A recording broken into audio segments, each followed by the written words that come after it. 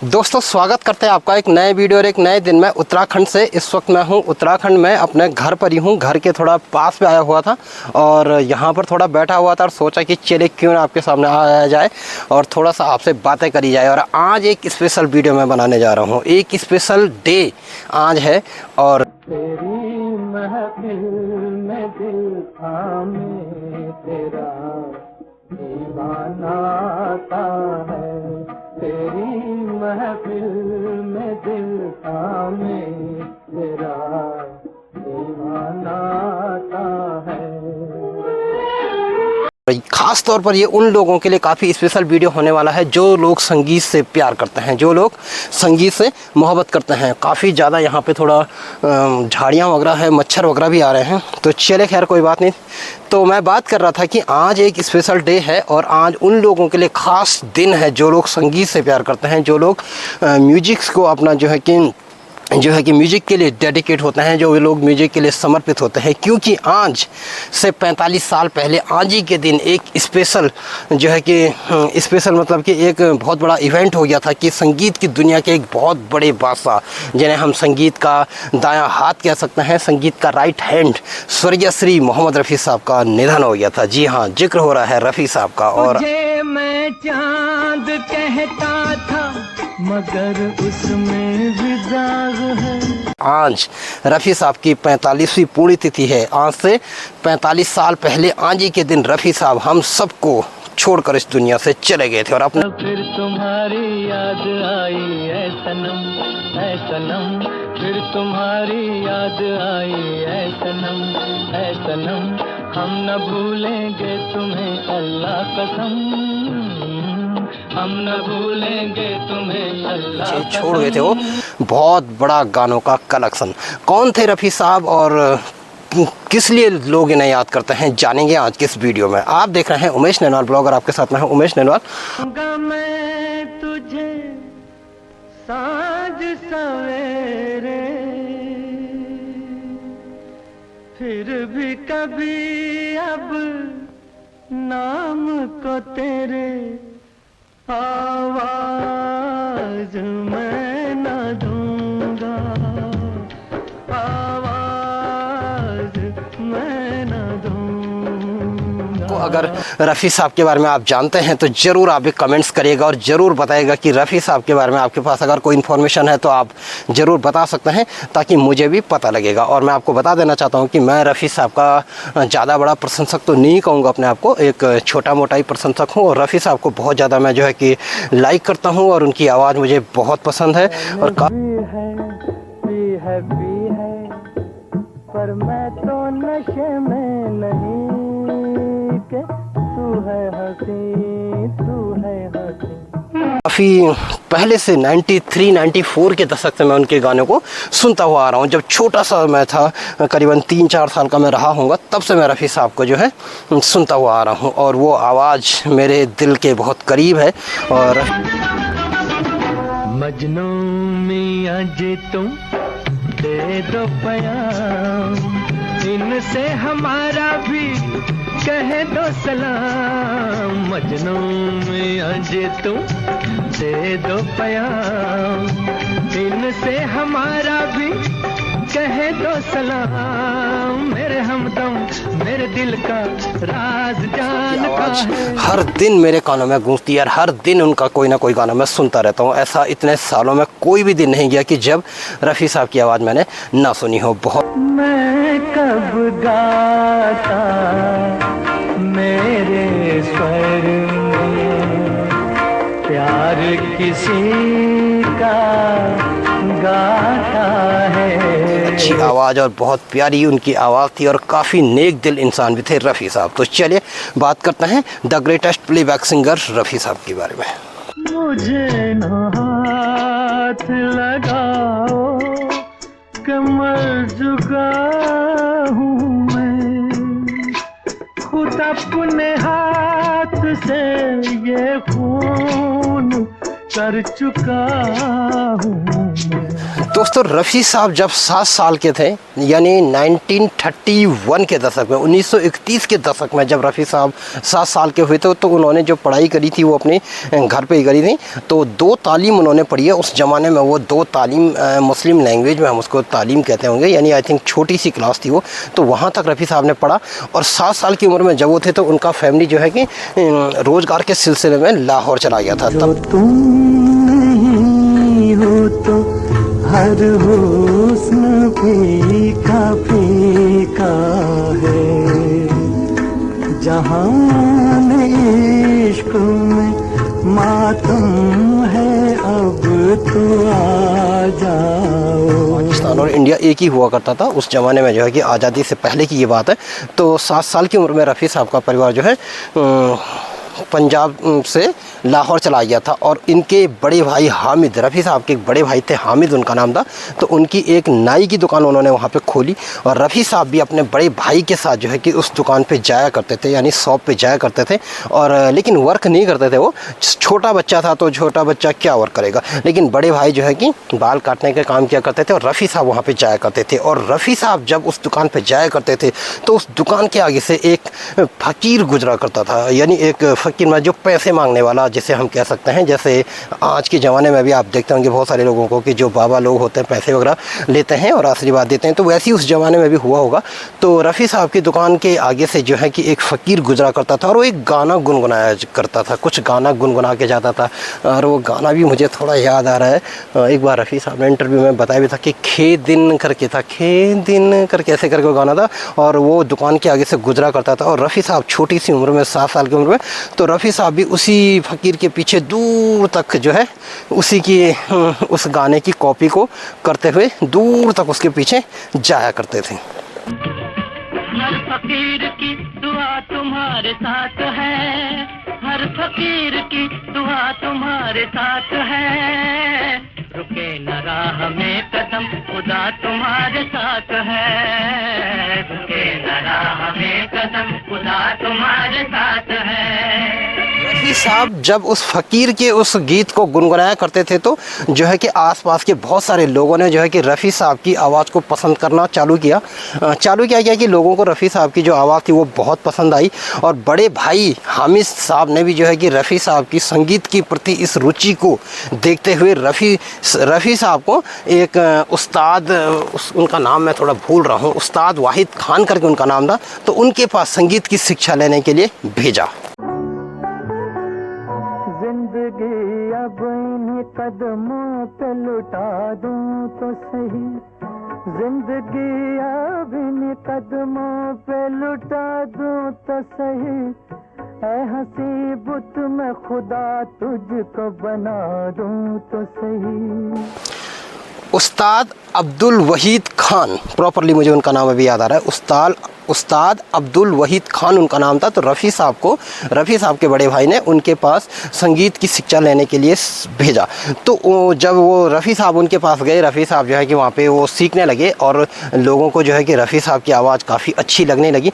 और एक बार 1944 के दशक में आकाशवाणी में एक कुंदनलाल सहगल जी का जो है कि के.एल. सहगल साहब का एक प्रोग्राम था, जहाँ पर के.एल. सहगल साहब को गाना गाने के लिए जो है कि गाना गाना था। और वहाँ पर के.एल. सहगल साहब जो है कि आए नहीं थे और जो है कि लाइट चली गई। के.एल. सहगल साहब जब गाना गाने के लिए वहाँ पे मौजूद होने वाले थे तो इतने में ही लाइट चली गई।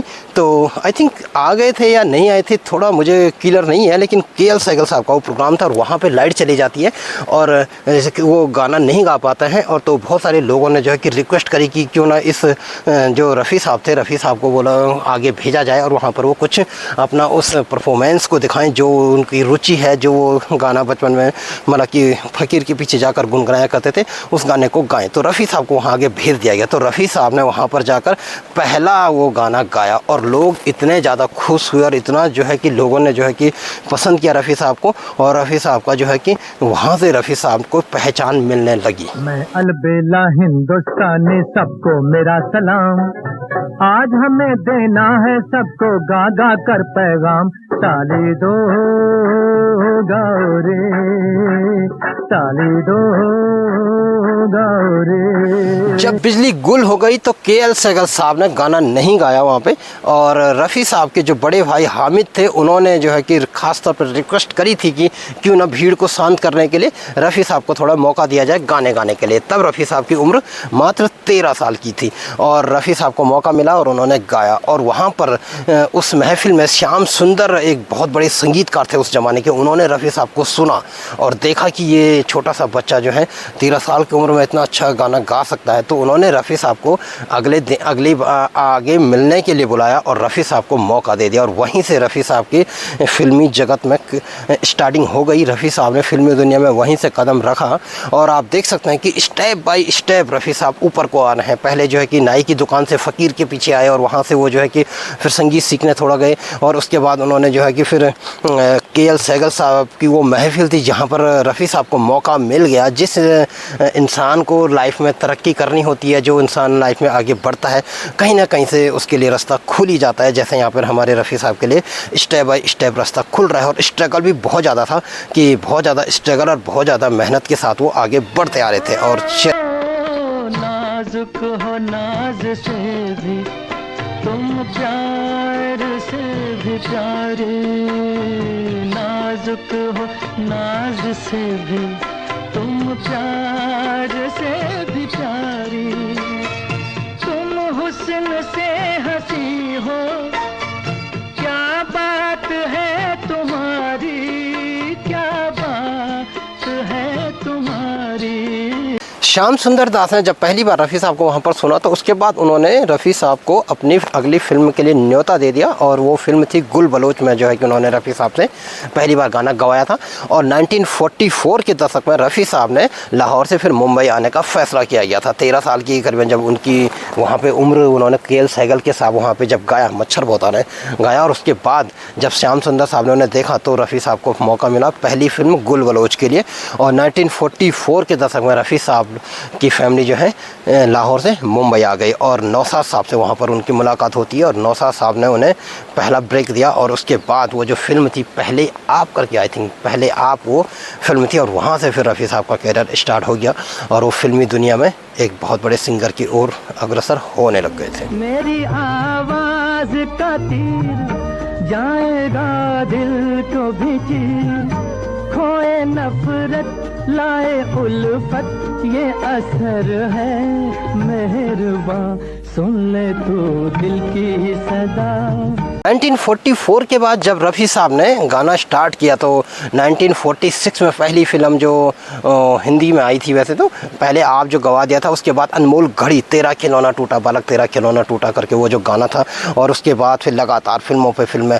उसके बाद तो फिर रफ़ी साहब ने जो है कि 1949 में तो दुलारी आ गई थी, और उससे पहले भी जो है कि शाहजहां में 45 में भी उन्होंने शायद में थोड़ा सा मौका दिया था, रूही रूही करके शायद में वहाँ पर एक गाना था, थोड़ा बहुत वहाँ रफ़ी साहब को मौका मिल गया था। और उसके बाद 44 से और 50 के बीच में रफ़ी साहब को भी काफ़ी गाने मिल गए थे, लेकिन 49 या 48 के दशक में जो दुलारी आई थी, सुहानी रात ढल चुकी ना जाने तुम कब आओगे, वहाँ से बहुत ज़्यादा ब्रेक मिल गया रफ़ी, बहुत ज़्यादा ब्रेक का मतलब कि रफ़ी साहब को बहुत ज़्यादा वहाँ से परफॉर्मेंस मिल गया। उस गाने ने रफ़ी साहब को बहुत ऊपर लेके आया और 1951 के आसपास में तो और ज़्यादा उनको जो है कि परफॉर्मेंस उनको मिलने लगा, आन आ गई वहाँ पे। और उसके बाद नौशाद साहब ने उनको बहुत सारी फिल्मों में गवाया, दिल लगी थी, इस दुनिया में दिल वालों दिल का लगाना खेल नहीं, या फिर तेरे कूचे में अरमानों की दुनिया लेके आया हूँ। और उसके बाद तो फिर लगातार फिल्मों पे फिल्में ही उनकी आती रही। दुश्मनों के हम हैं दुश्मन, यार के हम यार हैं, यार के हम यार हैं, अमन में फूलों की डाली, जंग में तलवार है, जंग में तलवार है। जिस दोस्तों ये सारा जो मैं आपको बता रहा था, ये सारी बातें रफ़ी साहब के करियर की स्टार्टिंग की थी कि कैसे रफ़ी साहब जो हैं कि जन्म से लेके और गानों तक वो पहुंच गए, और एक फ़कीर की आवाज़ सुनकर जो है उसके उनके गाने को सुनकर रफ़ी साहब जो है एक यहाँ तक पहुंच गए हैं, स्टेप बाय स्टेप आप देख सकते हैं। और उसके बाद 51 के बाद जब बैजू बावरा में रफ़ी साहब ने गाया ओ दुनिया के रखवालो, या फिर मन तड़प हर दर्शन को, वगैरह वगैरह जो भी गाने थे, और वहाँ के गाने बड़े सुपरहिट, और वो उस ज़माने में इतने ज़्यादा फेमस हुए थे वो गाने कि क्या बताएं आपको, बड़े अच्छे गाने। और रफ़ी साहब की तो क्या बात बताऊं मैं आपको, रफ़ी साहब के बारे में तो पूरी दुनिया जानती है और मैं आपको ज़्यादा यहाँ पे नहीं बता सकता, जर्नली नॉलेज ही मैं आपको थोड़ा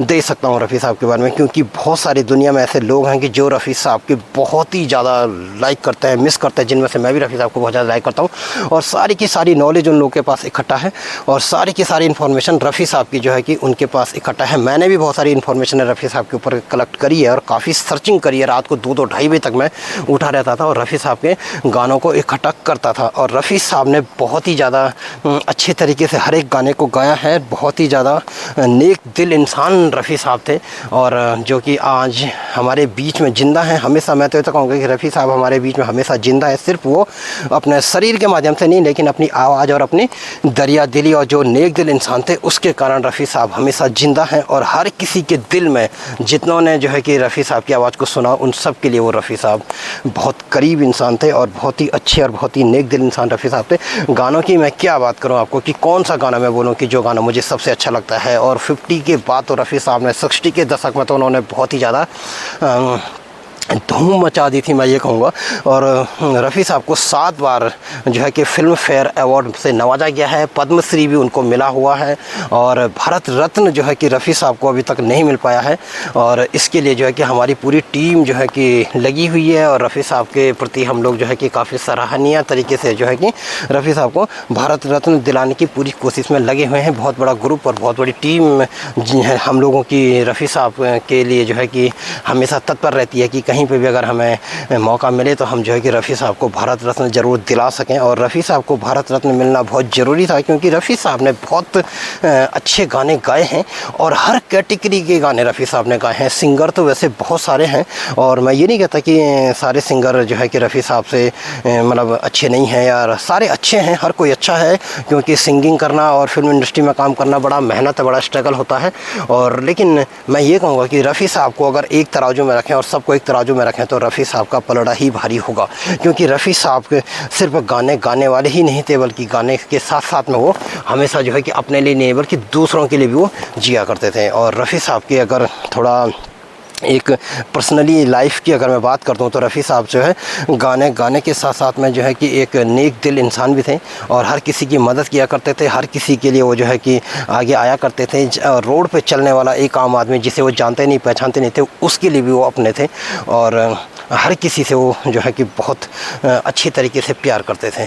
और फिल्म इंडस्ट्री में अगर उनका परफॉर्मेंस देखें तो वो मैं तो ये कहूँगा कि सारे सिंगरों से भी बहुत ऊपर हैं रफ़ी साहब और किसी से भी हम रफ़ी साहब की कंपेयर नहीं कर सकते हैं। और क्योंकि अच्छे तो सारे हैं लेकिन रफ़ी साहब तो कुछ अलग ही हैं। और मैं ये नहीं कहता कि मैं उनका प्रशंसक हूँ तो मैं रफ़ी साहब की यहाँ पे जो है कि कम्प्लीमेंट कर रहा हूँ। रफ़ी साहब की कम्प्लीमेंट क्या करें, रफ़ी साहब तो खुद हैं ही, उस नाम से ही इतना जो है कि मालूम हो जाता है कि रफ़ी साहब तो जो है कि एक बहुत बड़े इंसान हैं, या फिर क्या कहें, कुछ भी कह नहीं सकते हैं। रफ़ी साहब के प्रति तो कोई शब्द ही नहीं है कहने के लिए। तो आज 31 जुलाई था, 31 जुलाई है, रफ़ी साहब का पूर्ण तिथि आज है और रात को 10:20 पे 45 साल पहले, आज से 45 साल पहले रात को 10:30 बजे के आसपास में वो एग्जिट टाइम जहाँ तक मुझे याद है, मेरे नॉलेज में, मेरे रिकॉर्ड में 10:20 का वो टाइम था कि रफ़ी साहब ने इस दुनिया को अलविदा कह दिया था। 45 साल हो गए हैं रफ़ी साहब को गए हुए, लेकिन हर एक गाने को अगर सुनो तो ऐसा लगता है कि आज ही वो गाना अभी भी ताज़ा ताज़ा और ज़िंदा वो गाना है और हमेशा रहेगा। जिंदगी भर गम जुदाई का मुझे तड़पाएगा, जिंदगी भर गम जुदाई का मुझे तड़पाएगा। हर नया मौसम पुरानी याद लेकर आएगा, जिंदगी भर गम जुदाई का मुझे तड़पाएगा। और फिल्म इंडस्ट्री में अगर रफ़ी साहब का जो परफॉर्मेंस है वो तो खैर बड़ा है। और इनाम की अगर परफॉर्मेंस की बात करें तो 7 बार जो मैंने बताया था कि फिल्म फेयर अवार्ड मिला था 1960 में। चांदवी का चांद के लिए रफ़ी साहब को पहली बार मिला गया था, दूसरी बार उन्हें 61 में मिला था और वो फिल्म थी आपका ससुराल तेरी प्यारी प्यारी सूरत को किसी की नज़र ना लगे।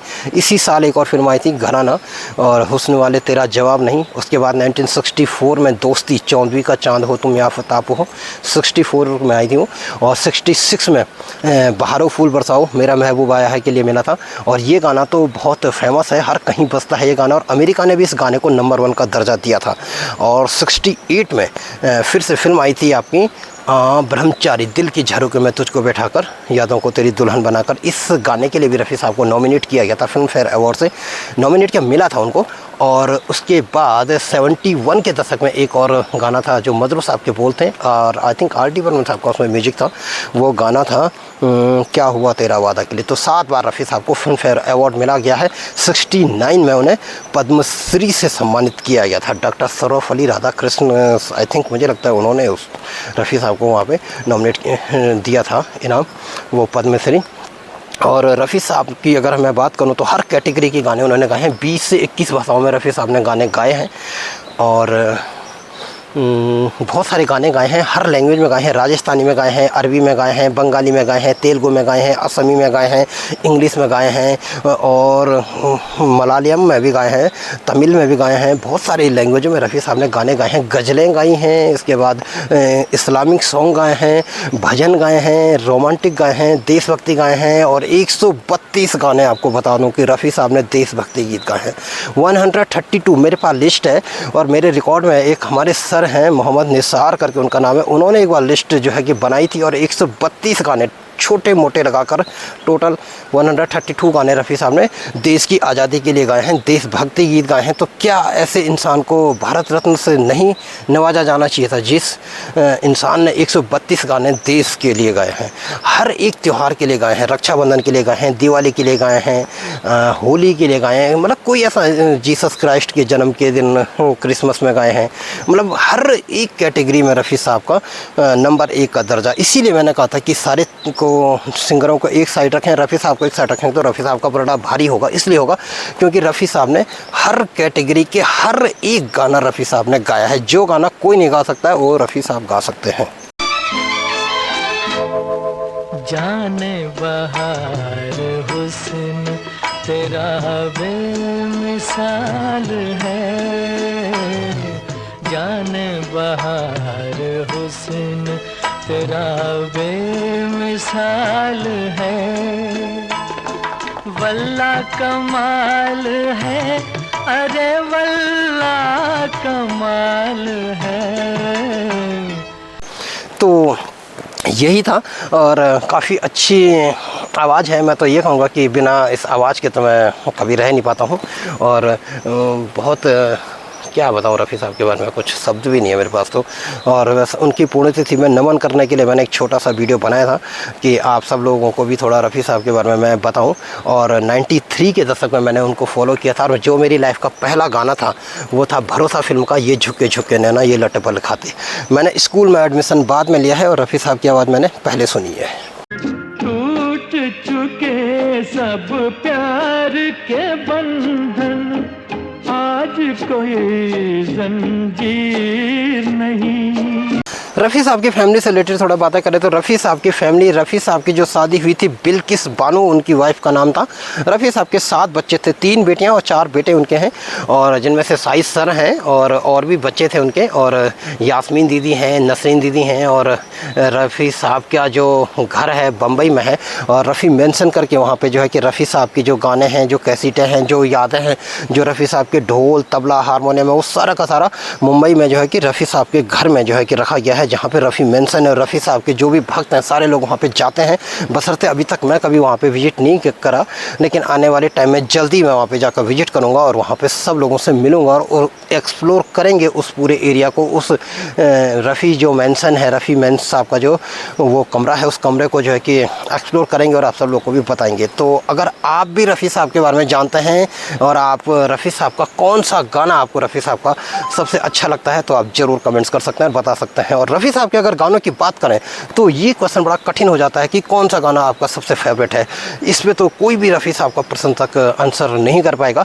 हर एक गाना अच्छा है, हर एक गाना बहुत करीब है और हर एक गाने को उन्होंने दिल से गाया है। बहुत ऐसे ऐसे सॉन्ग हैं कि मैं यहाँ पे बयान नहीं कर सकता हूँ। ऐसे ज़बरदस्त सॉन्ग है कि जो यकीन भी नहीं आता कि यार ऐसा भी कोई इंसान गा सकता है। 2 तालीम पढ़ी है किसी इंसान ने और ऐसे ऐसे गाने गा देते हैं कि जो मतलब पॉसिबल भी नहीं है। तो ये एक कुदरत की बहुत बड़ी देन है रफ़ी साहब को और गॉड गिफ्ट हैं। और उन्होंने कभी भी ये नहीं कहा कि मैं बड़ा इंसान हूँ या मैंने गाया। जब भी किसी ने उनकी तारीफ़ करी तो उन्होंने ऊपर उंगली खड़ी कर दी कि उस मालिक ने मुझे वो आवाज़ दी है कि मैंने जो है कि इतना जो है कि उस मालिक का इतना बड़ा रहम है कि मैंने जो है कितना बड़ा जो है कि गिफ्ट पाया है आवाज़ के तौर पे। तो ऐसे इंसान थे रफ़ी साहब, बहुत अच्छे इंसान, बिल्कुल ज़मीन से जुड़े हुए, सीधे साधे, सिंपल, बिल्कुल कुछ भी उन्हें जो है कि ज़्यादा वो आलतू फालतू बातें नहीं करते थे। बिल्कुल सीधे साधे चुप बैठा करते थे। वो कहीं महफिल में जाना होता था थोड़ा सा जाते थे और वहाँ से आकर बिल्कुल वो सीधा अपने घर चले जाते थे। किसी को इनाम गिफ्ट देना होता तो वो दे दिया और उसके बाद चलते बने। जो ज़्यादा मेरे लिए तो बस वही पल हैं हंसी बहार के, तुम सामने बैठी रहो, मैं गीत गाऊं प्यार के, मैं गीत गाऊं प्यार के। हाँ, यहाँ तक कि जब वो माइक पे आते थे तब वो बहुत ज़्यादा जो है कि अच्छी तरीके से गाते थे। सिर्फ माइक पे आकर ही वो ज़्यादा बोलते थे, यानी आवाज़ के लिए गाते थे और अदर्सवाइज वो पर्सनली जैसे हम लोग बातें करते हैं ऐसी बातें वो ज़्यादा नहीं करते थे। बिल्कुल सीधे साधे सिंपल इंसान थे और हर किसी से प्यार करने वाले थे। यहाँ तक कि अपने दुश्मन से भी वो प्यार करते थे। ऐसे इंसान, जैसे बाइबल में लिखा गया है कि अपने दुश्मनों से भी प्यार करो, तो ऐसे इंसान बिल्कुल रफ़ी साहब भी थे कि जिसे जानते नहीं पहचानते नहीं उस इंसान से भी वो मोहब्बत करते थे। तो ऐसे नेक इंसान के लिए एक लाइक और थैंक्स तो बनता है कि इतनी अच्छी आवाज़ और इतने सारे गाने हमें दे दिए हैं। और गानों की अगर बात करूं तो 26,000 गाने रफ़ी साहब ने गाए हैं। ठोकर ना खाए नहीं जीत उसकी, जो ठोकर ना खाए नहीं जीत उसकी, जो गिर के संभल जाए है जी। 31 जुलाई 1980 यानी आज ही का दिन, 45 साल पहले आज ही के दिन रफ़ी साहब इस दुनिया से चले गए। और रफ़ी साहब ने जाते जाते तक गीत को गाया है। और यहाँ तक कि वो एक किसी आई थिंक तमिल कोई फ़िल्म बन रही थी शायद में, उस फिल्म के लिए वो गाने की तैयारी कर रहे थे, प्रैक्टिस कर रहे थे और उन्होंने वो गाना गाना था। बल्कि उस फिल्म के जो डायरेक्टर और वगैरह थे वो आए भी थे रफ़ी साहब के घर में। लेकिन उस दिन अचानक क्या हुआ कि रफ़ी साहब का जो है कि गाना गाने के लिए वो बिल्कुल अपनी तैयारी कर रहे थे और अचानक ही उन्हें जो है कि कुछ तबीयत ख़राब होने लगी उनकी, और गैस की उन्होंने बताया कि कुछ गैस की प्रॉब्लम हो रही है उनको। और जो है कि उनके रफ़ी साहब की जो वाइफ थी उन्होंने बोला, जो रफ़ी साहब के साले थे, तो उन्होंने बोला अपने भाई को कि साहब को देखिएगा कि क्या तकलीफ़ हो रही है, क्या दिक्कत हो रही है। तो उन्होंने देखा तो रफ़ी साहब को हार्ट अटैक आ रहा था। तो रफ़ी साहब को हार्ट अटैक आ गया और अचानक ही उनकी उंगलियां भी जो है कि ब्लू कलर की होने लगी और फटाफट उनको हॉस्पिटल ले जाया गया। लेकिन घर से लेकर और हॉस्पिटल ले जाने तक रफ़ी साहब को 3 हार्ट अटैक आ गए थे, 3 बार हार्ट अटैक आ गए थे। और काफ़ी कोशिश की और रफ़ी साहब के जो पर्सनली डॉक्टर थे, 2 या 3 उनके डॉक्टर थे, उन्होंने भी जो है कि रफ़ी साहब को काफ़ी हैंडल करने की कोशिश की। लेकिन स्थिति इतनी ज़्यादा ख़राब हो गई थी कि रफ़ी साहब का जो हार्ट अटैक था वो कंट्रोल नहीं था और हार्ट अटैक रफ़ी साहब को हो रहा था। और रात को 10:30 बजे रफ़ी साहब चल दिए। जिंदगी तो बेवफा है, एक दिन ठुकराएगी, मौत महबूबा है,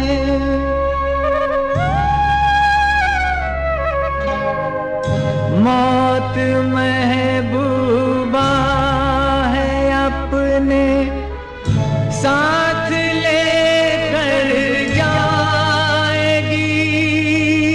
रफ़ी साहब चल बसे, आखिर नहीं बचाया जा सका। क्योंकि ये एक्चुअली क्या था कि इसमें देखिए मरना कोई बड़ी बात नहीं है, मरना कोई दुख भी नहीं कह सकते हम इसको, क्योंकि मौत तो सबको आनी एक दिन है ना, एक दिन सबको ही जाना है इस दुनिया से।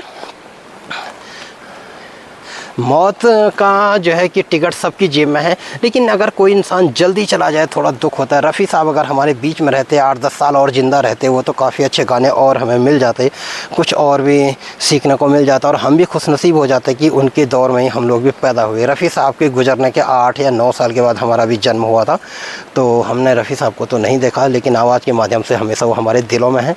और रफ़ी साहब ने जो है कि काफ़ी जो है कि बहुत अपना नाम कर दिया है, वो काफ़ी गाने गाए हैं। बहुत बड़ा नाम है रफ़ी साहब का पूरी दुनिया में कि रफ़ी साहब एक ऐसे सिंगर हैं। उनके बेटे जो है कि इंग्लैंड में रहते थे, वहाँ पे वो जाया करते थे और दूसरे सिंगरों की भी काफ़ी इज्जत किया करते थे, काफ़ी ज़्यादा वो उनसे सीखते थे। मतलब काफ़ी ज़्यादा वो जो है कि रफ़ी साहब दूसरे सिंगरों को भी बहुत ज़्यादा मौका दिया करते थे, बोलते भी थे कि मैं कब तक गाता रहूँगा और अदर सिंगर भी को भी मौका दिया जाए। मैंने जो भी ये प्रोसेस बताया आपको, ये जर्नली तरीके से बताया, डिटेल से नहीं बताया, मोटा मोटी करके मैंने आपको एक नज़र रफ़ी साहब के जीवन पे डाली है। तो वैसे तो आप रफ़ी साहब के पूरे जीवन के बारे में देख सकते हैं, नेट पे भी जा सकते हैं, देख सकते हैं।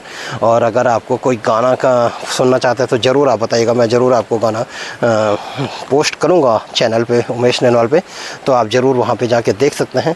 और रफ़ी साहब हमारे बीच में नहीं रहे, लेकिन रफ़ी साहब की यादें हमारे बीच में हैं, रफ़ी साहब की आवाज़ हमारे बीच में है और रफ़ी साहब हमेशा हमारे साथ हैं। मैं तो ये समझता हूँ कि कभी भी वो मरे नहीं हैं, सिर्फ शरीर से हमारे बीच में नहीं है, लेकिन आवाज़ के माध्यम से वो हमेशा हमारे दिलों में ज़िंदा हैं। जितनी ज़्यादा उम्र बढ़ती जा रही है, उतनी ज़्यादा रफ़ी साहब की दीवानगी भी बढ़ती जा रही है। 1979 में एक इंटरव्यू हुआ था रफ़ी साहब का, इंग्लैंड में शायद वो इंटरव्यू हुआ था। सुभाष जी करके एक एंकर थे, उन्होंने रफ़ी साहब से पूछा था कि रफ़ी साहब आपने टोटल कितने गाने गाए होंगे। तो रफ़ी साहब ने बोला था कि, उन्होंने बोला था कि शायद आपको गिनती तो नहीं आपकी पता होगी आपको, लेकिन टोटली अप्रॉक्सीमेट कितने गाने गाए थे। तो साहब जी ने बोला था कि मेरा मानना है कि 25-26 हज़ार गाने गाए थे। अब एक इंसान, जिस इंसान ने जो काम खुद किया है, वो इंसान कह रहे हैं कि मैंने 25-26 हज़ार गाने गाए हैं, तो ऑब्वियसली कि रफ़ी साहब ने 26 हज़ार गाने गाए हैं। नेट भी जो है कि 26 हज़ार ही दिखाता है, लेकिन इतने सारे गाने मिल नहीं रहे हैं रफ़ी साहब के कि हैं कहाँ ये गाने। करीबन 7-8 हज़ार गाने तक जो है कि हमारे जो भी ग्रुप में हैं, या जो भी रफ़ी साहब के बड़े बड़े प्रशंसक हैं, या जिसके पास भी देखो तो 5,000, 6,000, 7,000 तक के गाने मिलते हैं। उससे ऊपर गाने नहीं मिल पा रहे हैं। वो उससे ऊपर के गाने हैं, पर हैं कहाँ, या फिर वो गाने कहीं खो गए हैं, या फिर क्योंकि रफ़ी साहब ने अगर बोला है 25-26 हज़ार, तो श्योरली 26 हज़ार गाने तो उन्होंने गाए होंगे। और ये एक बहुत बड़ी बात है अपने आप में कि बहुत सारे ऐसे गाने हैं जो आज तक भी नहीं मिल पा रहे हैं, और कुछ गाने ऐसे हैं कि जो गाने तो हैं लेकिन उनके बीच के स्टेप मिस हैं। जैसे राज दिल उनसे छुपाया ना गया, एक स्टेप मिस है। मुझे तुमसे मोहब्बत है, मैं कह नहीं सकता, एक स्टेप मिस है। और किताब में तो है मेरे पास वो, लेकिन ऐसे कि नहीं मिल पा रहा। अकेला हूँ मैं इस भरी दुनिया में, कोई साथी है तो मेरा साया, एक स्टेप मिस है। और भी बहुत सारे ऐसे गाने हैं जो कि कुछ गाने मिस हैं और कुछ गाने नहीं मिल पा रहे हैं। बहुत कोशिश मेरी भी लगी है कि उन गानों तक पहुंचने की कोशिश कर रहा हूं। अगर कभी आपको मिला तो ज़रूर आप शेयर करिएगा। और अब तो खैर गाने ढूंढने इतने डिफ़िकल्ट नहीं होते हैं, लेकिन आज से कई साल पहले जब नेट का ज़माना नहीं हुआ करता था, रेडियो का दौर हुआ करता था, बड़ा डिफ़िकल्ट पीरियड था। कुत्तों के जैसे भागना पड़ता था गानों के लिए। कोई गाना जो है कि नैनीताल में मिला, कोई दिल्ली मिला, कोई कहीं मिला, कोई देहरादून मिला, कोई कहीं पे मिला। और डबिंग करानी पड़ती थी कैसेट, और रील वाली जो कैसेट हुआ करती थी 35 रुपये की आती थी वो HMV की, और बाद में वो 40 रुपये की हो गई थी। तो 1-1 रुपया इकट्ठा करके मैंने बहुत सारा कलेक्शन रफ़ी साहब के गीतों का बनाया था, लेकिन अब वो व्यर्थ है, उसका कोई यूज़ नहीं है, लेकिन वो रखा हुआ है, सेव है वो। लेकिन आप तो मोबाइल में सारे के सारे गाने हैं। और ख़ुद भी मैंने एक चैनल क्रिएट किया है रफ़ी साहब के लिए, उमेश नैनवाल उस चैनल का नाम है, तो आप ज़रूर जाके देख सकते हैं। साइट पे आप देख रहे होंगे उमेश नैनवाल करके हैं, जिसमें अभी 13,000 प्लस सब्सक्राइबर उसमें हैं। तो आप वहाँ पर जाकर कमेंट्स कर सकते हैं, रफ़ी साहब की आवाज़ को सुन सकते हैं। मैंने उस चैनल को रफ़ी साहब के लिए डेडिकेट किया है। और भी मेरा एक चैनल है उमेश नैनवाल ब्लॉग करके, आप वहाँ पे जाके भी उस चैनल को जो है कि देख सकते हैं। ट्रैवलिंग से रिलेटेड मैं वहाँ पे वीडियो क्रिएट करता हूँ। I am a blogger and youtuber and traveller से रिलेटेड मैं वीडियो बनाता हूँ। जहाँ भी जाता हूँ घूमने फिरने की वीडियो बनाता हूँ। रफ़ी साहब का चैनल भी है, और ट्रैवलिंग का भी चैनल है, और एक लता मंगेशकर जी का भी चैनल है मेरा, ओल्ड म्यूजिक फ़ैन करके चैनल का नाम है। तो वहाँ पर भी मैं जो है लता जी के गाने और अदर सिंगरों के गाने पोस्ट करता हूँ कभी कभार। रफ़ी साहब वाले चैनल पे ही ज़्यादा एक्टिव रहता हूँ मैं। तो आप ज़रूर जाकर देख सकते हैं रफ़ी साहब के इस चैनल को, और ये जो वीडियो मैं क्रिएट कर रहा हूँ फेसबुक पे भी मैं अपलोड करूँगा और रफ़ी साहब वाले चैनल पे भी मैं इसको अपलोड करूँगा, तो आप ज़रूर देख सकते हैं। और अगर आपने अभी तक लाइक शेयर कमेंट सब्सक्राइबर नहीं किया तो ज़रूर करिएगा और अपना प्यार देते रहेगा और फॉलो करते रहेगा। और रफ़ी साहब का कौन सा गाना आपको ज़्यादा पसंद है तो वो भी आप ज़रूर लिखिएगा, और कहाँ से आप वीडियो देख रहे हैं ज़रूर बताएगा। और रफ़ी साहब को एक बार फिर से हम नमन करते हैं कि रफ़ी साहब आप हमेशा हमारे दिलों में ज़िंदा हैं और आपकी आवाज़ हमेशा हमारे दिलों में बसी हुई है, और आपने जो है कि जो हमें दिया है शायद वो कोई नहीं दे सकता है। और आपने जो है कि हर किसी के लिए गाने गाए हैं, 617 करैक्टर 617 हीरोओं के लिए रफ़ी साहब ने गीत गाए हैं। मेरे पास जो लिस्ट है, जो मेरा रिकॉर्ड है, मेरे पास जो इन्फॉर्मेशन है कि 617 लोगों के लिए रफ़ी साहब ने अपनी आवाज़ दी है, जिसमें से कि बहुत सारे पुराने ऐसे श्याम और सुरेश से लेके और यहाँ तक गोविंदा तक जो है कि रफ़ी साहब ने अपनी आवाज़ दी है। तो चलिए, बहुत जो है कि रफ़ी साहब के प्रति हमारी भी श्रद्धा है और रफ़ी साहब हमारे दिलों में ज़िंदा हैं, शरीर से नहीं लेकिन अपनी आवाज़ के माध्यम से रफ़ी साहब हमेशा हमारे दिलों में ज़िंदा हैं। और मैंने जितने भी अपनी लाइफ में इंटरव्यू देखे, जितने भी लोगों ने रफ़ी साहब के बारे में बताया, तो हर किसी ने रफ़ी साहब की तारीफ़ ही करी। कभी भी मैंने रफ़ी साहब के प्रति किसी भी व्यक्ति के मुँह से कोई नेगेटिव बात या कोई ऐसी बात नहीं सुनी कि रफ़ी साहब जो है कुछ मतलब कि इस प्रकार के नेगेटिव बातें नहीं सुनी रफ़ी साहब के प्रति। हमेशा मैंने रफ़ी साहब के प्रति एक अच्छी बातें और अच्छा जो है कि परफॉर्मेंस ही रफ़ी साहब का सुना है। और रफ़ी साहब बहुत ज़्यादा दान भी दिया करते थे, और यहाँ तक कि उन्होंने एक इंस्टीट्यूट था हिमाचल प्रदेश से कुछ लोग आते थे, वहाँ पर जो है कि रफ़ी साहब पैसे दिया करते थे, कुछ अनाथ बच्चे थे साइड में, और एक महिला थी जो रफ़ी साहब पोस्ट ऑफिस के माध्यम से उस महिला को पैसे दिया करते थे। और बहुत सारे जो है कि रफ़ी साहब लोगों की मदद किया करते थे। 1957 में एक फिल्म आई थी खुदा का बंदा, उस फिल्म में भी एक गाना गाया था उन्होंने कि कुछ नेक काम कर जा दुनिया में नाम कर जा। बहुत प्यारा गाना था वो, पलक बोला जमी बोली करके गाना था उस फिल्म में। और भी एक दो गाने बहुत अच्छे थे, काफ़ी अच्छी फिल्म थी वो भी, काफ़ी अच्छे गाने थे उस फिल्म में भी। तो चलिए, थैंक यू सो मच करेंगे, बहुत देर से मैं आपके साथ बोला जा रहा हूँ। और रफ़ी साहब के इस वीडियो को यहीं पे स्टॉप करते हैं। और आपको कैसी लगी वीडियो ज़रूर बताएगा। और अगर आपका कोई वीडियो से रिलेटेड कोई क्वेश्चन या कोई आप सवाल है रफ़ी साहब से प्रति, अगर आपका कोई क्वेश्चन है तो आप ज़रूर पूछ सकते हैं, मैं आपको उसका रिप्लाई करूँगा। और रफ़ी साहब की आवाज़ को सुनते रहिएगा और अपना प्यार देते रहेगा और इन्जॉय करते रहेगा। और कौन सा गाना था जो रफ़ी साहब का आपको बहुत ही करीब है और जो रफ़ी साहब का गाना आपको बहुत अच्छा लगता है, ज़रूर आप बताएगा। तो चलिए चलते हैं, मिलते हैं किसी नेक्स्ट वीडियो में। तब तक के लिए thank you so much, god bless you, take care, bye bye, जय रफ़ी साहब। जिंदगी क्या है, गम का दरिया है, न जीना यहाँ बस में, न मरना यहाँ बस में, अजब दुनिया।